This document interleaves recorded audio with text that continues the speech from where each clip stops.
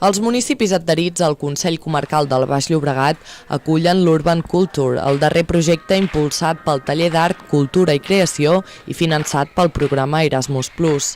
Durant la setmana de l'11 al 17 de juliol se citaran 45 joves d'arreu d'Europa a Gavà, Castelldefels, Viladecans, el Prat, Sant Joan d'Espí, Esplugues de Llobregat i Sant Vicenç dels Horts. Consisteix en estar parlant durant 7 dies i posant en pràctica certes disciplines artístiques entorn la cultura urbana. Quin concepte tenim a cada societat dels països involucrats? Som 6 països. Urban Culture pretén fer reflexionar i trencar els estereotips que hi ha al voltant de la cultura urbana, que en realitat està basada en valors com la solidaritat, la igualtat i la cooperació.